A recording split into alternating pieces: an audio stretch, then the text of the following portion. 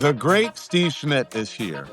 Steve, it's an honor to talk to you. I've long admired your work, and boy, I got to tell you, you got some cojones on you. So, congratulations! You're doing what the media should be doing right now, without fear or favor. So, thank you for that. Can we talk now, Iran? What the hell's going Yes. on? So why is this all happening now, Steve? I saw what you wrote. I think it was brilliant. Netanyahu, the war hawks in America, have been saying Iran is on the cusp of weapons for years, or a nuclear weapon for years. Why this sudden drastic action right now from the Trump administration? I think that you have to, when you evaluate this, have to look at this from the person's perspective that initiated what's happening. And that's not Donald Trump, that's Bibi Netanyahu. Right.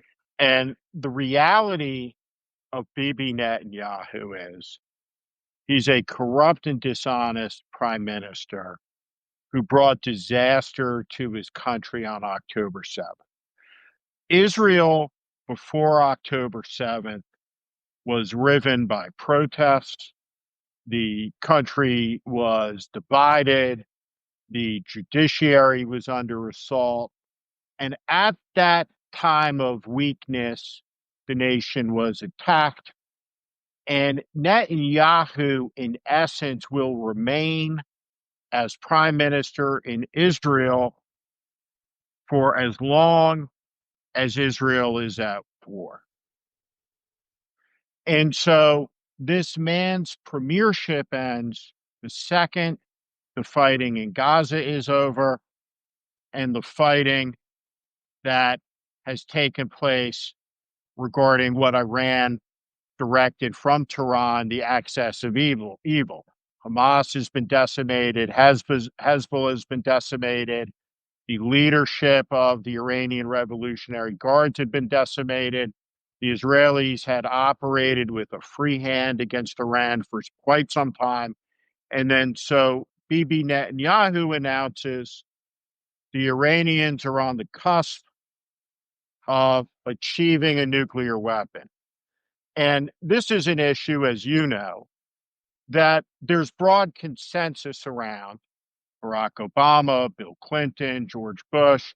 There's no disagreement within the mainstreams of American politics about the danger of this regime, how evil it is, how terrible it is, that it's a state sponsored of terror, that they have their hands drenched in American blood, all of those things.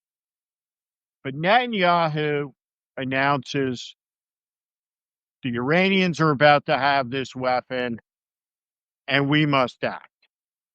And so Netanyahu goes on international television after the Israeli attack and says, we have destroyed the Iranian program, Mm-hmm. which begets the question of, well, if that was so, why is it that Donald Trump, within the month, has to make an announcement that it is he who has destroyed the Iranian nuclear program after ordering an attack with 125 U.S. Air Force combat aircraft? And so Trump goes out and he says, we have destroyed the program. Pete Hegseth says Trump is the greatest leader since Napoleon and all of the other greatest generals put together since the beginning of time, and that we've obliterated the program. And the chairman of the Joint Chiefs of Staff says, not so fast. Mm-hmm. We have to check out what the damage assessment is.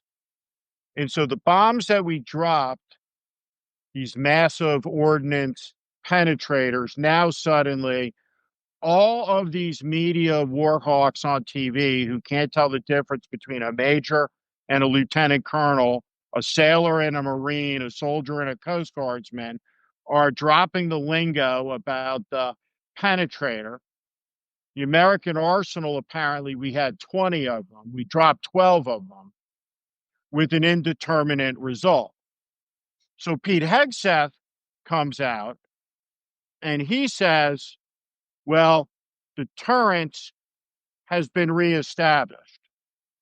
Well, Apparently not, because within the last hour, the Iranians have retaliated by targeting a U.S. base In in Qatar. Qatar.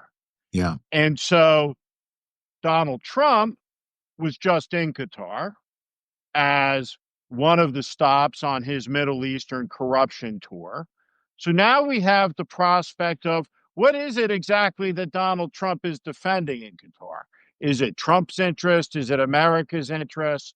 And so we at this hour, the country, led by a most dishonest man who's been contradicted by himself and his war cabinet dozens of times just since Saturday, who's divided the nation, deployed its Marine Corps against its people in Los Angeles, now says, trust me, we've had a great decisive military strike, when he's the same guy who can't acknowledge that he lost an election in 2020. So, Hmm. what I would say is this is a moment of real crisis, and there's a lot of escalatory things that could happen, all of them bad. And even if you get to a good result here, the reality is in our lifetimes, there's never been a more disordered, addled, outrageous, unfit bunch of loony birds with the power of the proverbial gods at their disposal, making life and death decisions. And what they should understand is two things. One, political parties don't go to war, nations do. Yeah. And two, the fundamental lesson of this century for the American people should be wars are much easier started than ended by Yeah. American politicians. Let me ask you this, Steve. Speaking of, and I want to talk about, these sort of inept people who are in charge of our country. But let's talk. You said that it is clearly escalatory.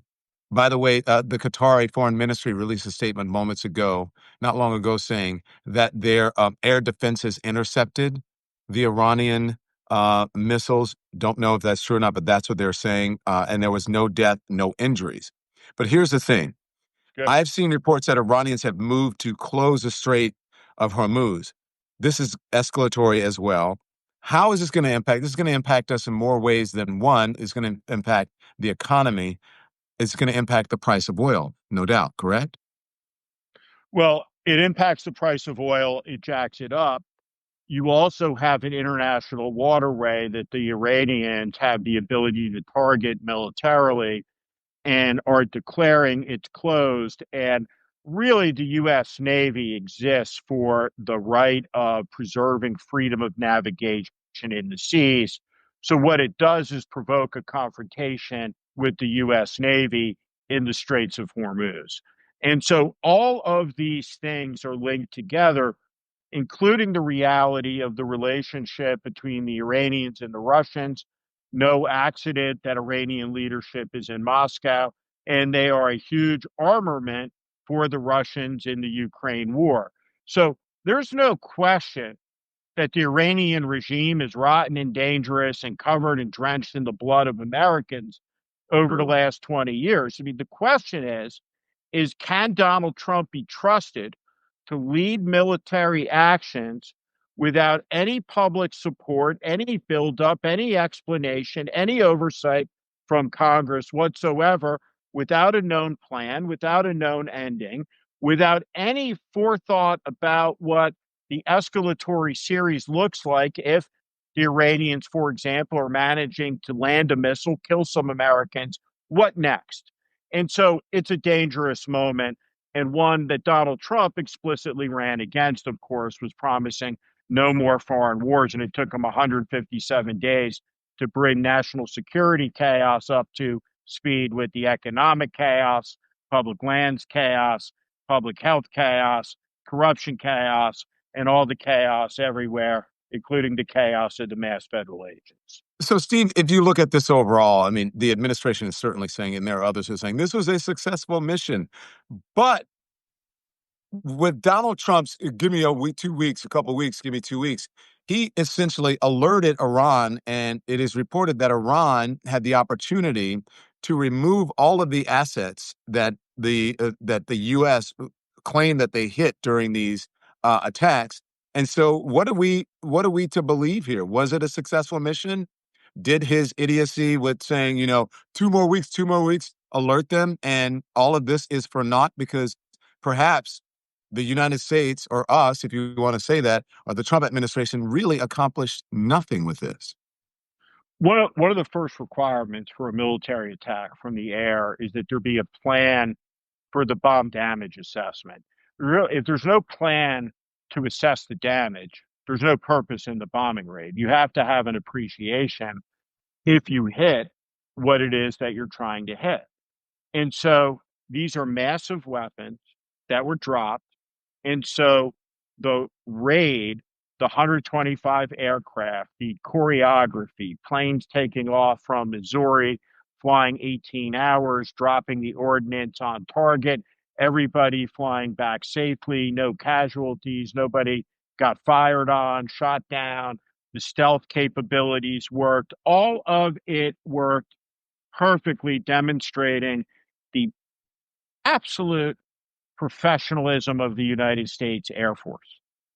But the purpose of the strike was to do what Trump claimed was done in the moment it was done when he could not have known, which is to destroy the program.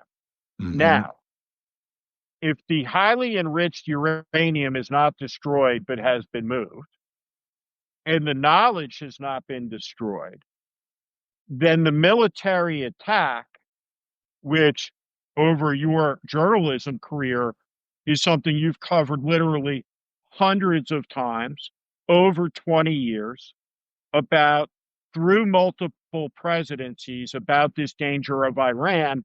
And so Netanyahu and Trump in the late spring and early summer of 2025 are the two guys who go for it and they miss. And so now what happens? If you're the Iranians, don't you race knowing that your only protection is an atomic weapon? And doesn't then the result of the attack escalate the danger of the situation? And if the country is moving closer to a weapon that necessitated a military strike, what does it necessitate now regarding that dreaded word, regime change, which Trump was against all the way through the morning shows until he changed his mind and starts talking about make Iran great again? MAGA, we may have to do regime change, but it's politically incorrect. So this is incoherent, and incoherence is deadly and dangerous. I mean, the world that Trump has come from is one where Meatloaf and Little John could be at each other's throat one moment and best friends the next. But that's not reality. Yeah. And that's not what's going on here. And this is a deadly business, and they're an unfit bunch. And I paraphrase here, the Iranian president also released a statement on this. Same, speaking of escalatory, he says, I was trying to get the direct quote, but I'll paraphrase. He said, we neither initiated, started, or wanted this, but you could better believe that and what do you call it? An invasion on the great state of Iran, his words, would not go unanswered.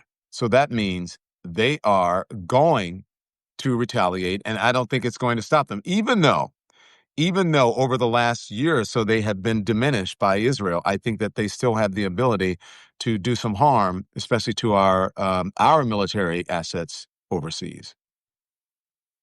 I think there are few people that are more odious and loathsome than Tucker Carlson. That being said, I know where you're going. good for him for looking at a smart ass, big mouth U.S. senator cheerleading for war who couldn't do half a push up, who, when he had a duty in Texas, was in Cancun and saying, how many people live in Iraq? Didn't know. No idea, no idea, no idea. I don't know, I don't know, I don't know. Right? So is it a flat country? Right? Is it a mountainous country? Right? Like uh, there are no words. And so the frivolousness of how this is beginning within a few years of the forever wars ending, at the exact moment the Veterans Affairs budget is being hollowed out and attacked by the same guys trying to erase the last war from history while starting the next one. It is breathtaking.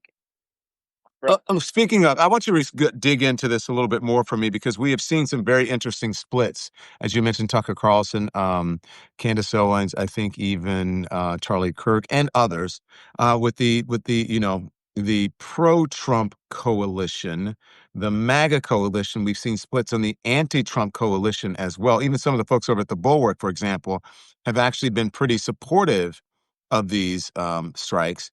Whereas most progressive voices are opposed, and I think the base as well, because he's supposed to be the peacetime president, and he wanted, I'm going to get rid of these forever wars, and I'm going to protect Muslim lives. None of that has come to fruition.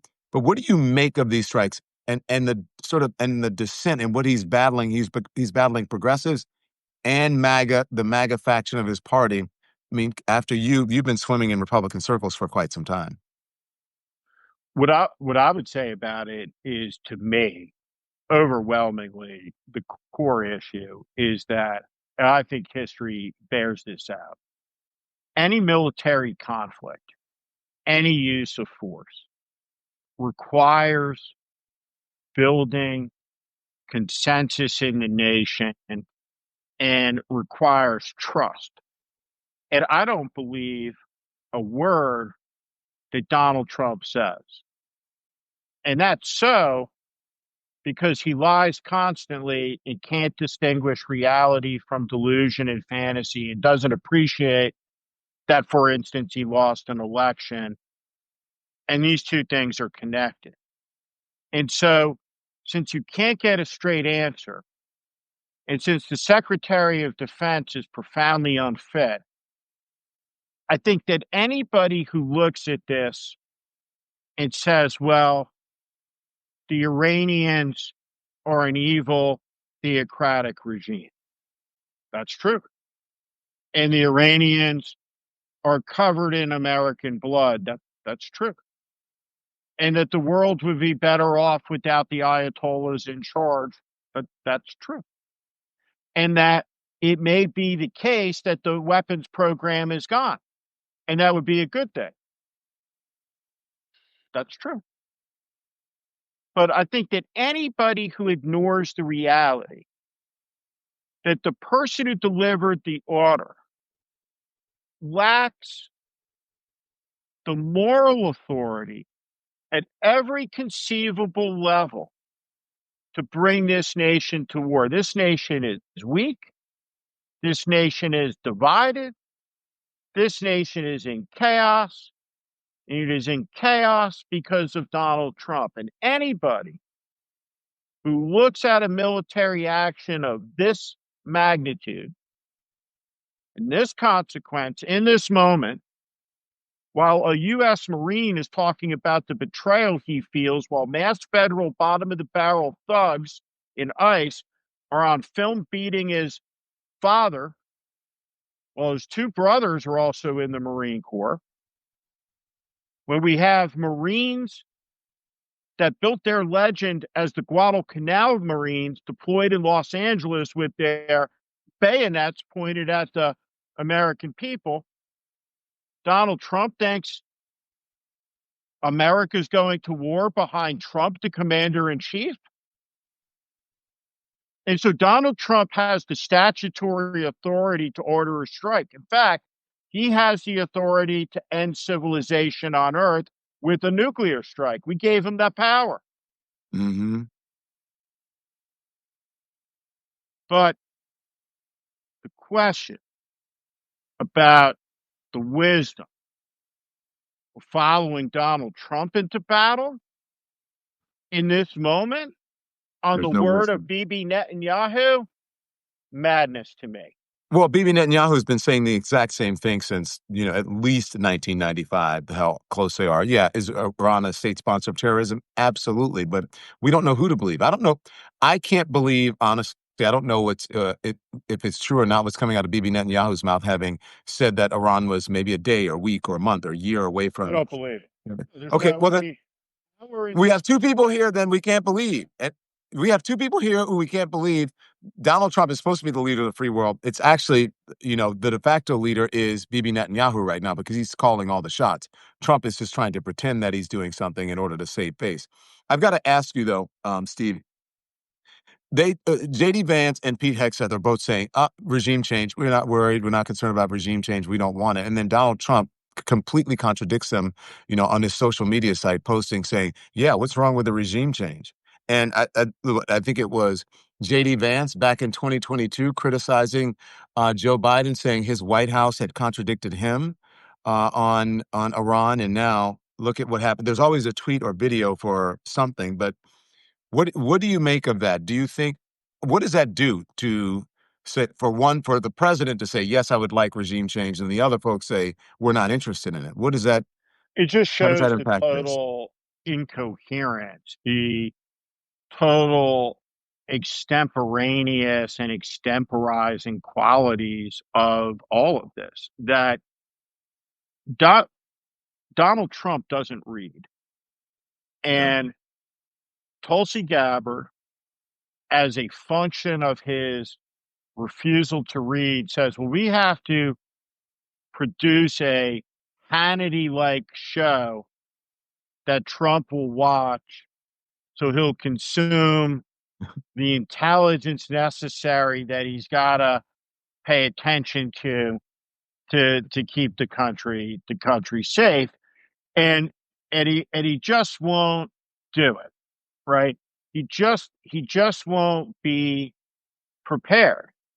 And so you have a defense secretary who's trailed around everywhere by his wife, who's a laughing stock inside the Pentagon, who is unfit and hostile to half the country that he talks about as his enemies. And he wants to lead this country into a war. When Yeah. George Bush began the Iraq War, his approval level was 80%, 85%. The country debated the issue, understood the issue, and though it was started under false pretenses and those weapons were not there, and people put their foot on the pedal with regard to weighing the intelligence, no, nothing, Hmm. no circumspection, no takeaways whatsoever. And these people, we know going in, are disordered or unfit or untrustworthy. And so, what next? And they're making it up. There is no plan, there is no strategy. And the fundamental things that Donald Trump said that he was going to do, make the economy better and make the world safer, None of which 160 days, the complete opposite result has been achieved. the exact opposite. Real quick, because I want to move on to another subject. Do you believe that Pete Hegseth and Tulsi Gabbard are sidelined now? I That's the don't know. reporting from I the don't, Washington Post is reporting that. one would hope so. One would hope so, right? One would hope Yeah. so. I mean, at the end of the day, right? You have hundreds of American airmen and women in the air on these missions, right? You want him as far away from any life and death matter as possible. Yeah. But he holds the lawful authorities of the job. He's in the camera frame. But I mean this not right. We have 352 million people in this country. You get rid of all the people, right, who are institutionalized and incarcerated, right, from consideration, and I'll give you 10% of the most fucked up people in the country. Take them out of the contest, right? You give me four people, right, who are conceivably more unfit than J.D. Vance, Marco Rubio, Pete Hegseth, and Donald Trump standing there announcing the bombing of a country. I mean, any four people, right? Like it would be hard for me to imagine that you could assemble four that would give me more of a chill down my spine, Yeah. right? And Yeah. it's an astonishing moment that refutes decisively the entirety of the Trump message in both campaigns. Yeah. 160 days in. Let's move on. I'm gonna table this for now. We'll see if the retaliation of the strikes against the U.S. continue from Iran. Okay. Um, this is the situation we're facing in New York City. Okay. On one hand, you've got a former governor some would call disgrace, right? Who resigned from office, and then you have a socialist, and some believe, and anti-Semitic in some way, running for mayor. And the big name, who's Cuomo, is this little guy that no one even knew, was leading. Cuomo was leading forever in the polls. Now we have this it's an Emerson polling this morning showing for the first time this Zohran Mamdani is winning the Democratic primary on the eighth round. It's ranked choice voting here. What do you make of this? Do you think this momentum for Zohran Mamdani, you think it's real? Or you think it's a social media created mirage? What do you make of the mayoral race here in New York City? I think that so. First off, I grew up in northern New Jersey, right? So like some of my earliest memories were going into New York City in the late 70s. And you remember that. Like if you went into New York City like through the tunnels, it was a holy shit place, right? Yeah. These were like the escape from New York days. Really starting with David Dinkins, Giuliani years, but the Bloomberg years, you had, I get the criticisms, but you had a highly functioning city. And then you had de Blasio, and you have this guy. And so in 2024, the National Democratic Party lost an election to Donald Trump. And this is the biggest city in the country. And the choice that exists in the Democratic Party is the anti Semitic socialist or the disgraced former governor, routinely described as a bully and a thug who's been around forever. And so I just think that like Donald Trump dances for joy when he sees evidence that Democrats just can't get it together, right? That when you Yeah. think about all the talent in New York City, like this is the choice. And there's going to be an implication for Democrats for either way that this goes, that these guys have high profile face of the party jobs.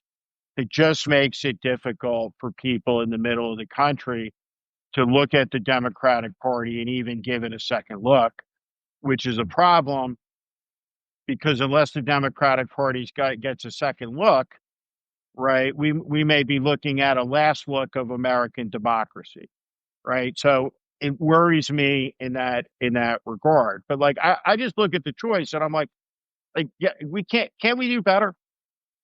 Right? I could Yeah. think of 100 people I know that could have run for that office, right? Who would be good mayors, Yeah. right? And it's just Well, is what it is. and look, Fuck when I the said that's a rest of it. dilemma, and people are, You can't even it's so weird. You can't even have a conversation about this. I said, now if I said that Mamdani was anti-Semitic, I didn't say that. That's what reportedly they're saying about him. These are the issues in the race in New York City. The papers, the press, the people of New York are saying we have one person who's a disgrace governor. We have another person who is reportedly an anti-Semite or a progressive. That's what it is. I happen to like Mamdani. I happen to think I think it's nuanced here. I think Cuomo has, the experience. He knows the city. He's a governor. Look at LaGuardia Airport. Look at what he's done for the mass transit system, and on and on and on. But I also think Mamdani has his message of affordability is the right choice at this particular time. But you can't even have that discussion even if you bring up the truth. Democrats, progressives get upset. Oh my gosh, how dare you say this and whatever. But that's what it is, Steve. That's the real thing. Am I wrong? There's a tremendous intolerance of thought inside the Democratic Party, which has got a lot of elements in it that's become adept at shouting people down. And part of the reason Trump is in the White House is because of that wing of the party that is so adept at shouting people down. And so, like, what I would encourage people, is one of the few, who never got in line behind Trump. I didn't hold the line against that to get into a new party or to stand on a side that's got equal authoritarians preaching and shouting and demanding that you say this and not this, and can't stand to hear a contrary opinion and thought, because it is a disaster for the country and for the political ability of the National Democratic Party to win across the broad middle of the country, where it is not trusted, where it is the face of Chuck Schumer and all these feckless, hapless Democrats in Washington, D.C., who are seen as losers, who are seen as corrupt, and people want change. And so the fact of the matter is that Zoran Modami is a function of the desire for people to, like, get the fuck out of here. We want change. And so the greatest city in the world stands poised to elect a untested, untried socialist who, by the way, is going to be somebody that Trump spotlights and tries to make the face of the party. And if Mondami does the things he says he's going to do, I don't think it'll be successful in New York City. I think he's going to drive a lot of capital outside of the city. And I think that when you go after all the billionaires in the way that he's doing, it sounds great, but it's really easy for them to pick up and move to some low tax jurisdiction and to take their companies with them and to move out of the city.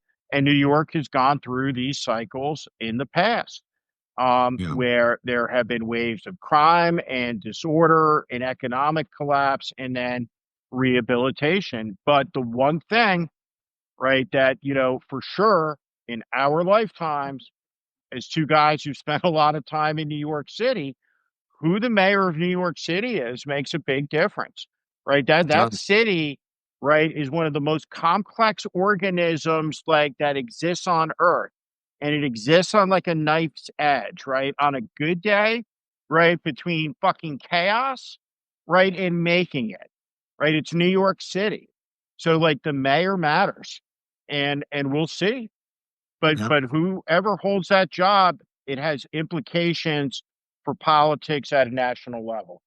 Yeah, I think Daniel Woodward in the comments, or Woodard in the comments, is right. It's a small country to itself, and that is a huge legitimate concern. If the tax base is driven out of New York City, what will happen to this city? Steve Schmidt, very good talk. Let's continue to do Good to this. I'd see like to you. have you Thanks, come back. Tony. It's good to see you. Okay, Absolutely. My you pleasure. you be well. The great Steve Schmidt. The Warning is what it's called. Make sure you subscribe to his Substack.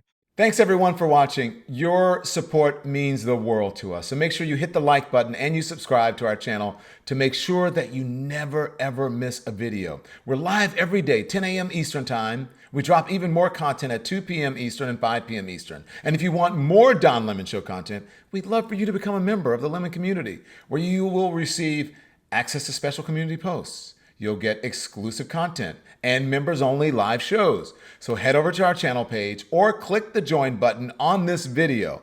Again, thank you for watching. We appreciate your love and your support, and we will see you next time.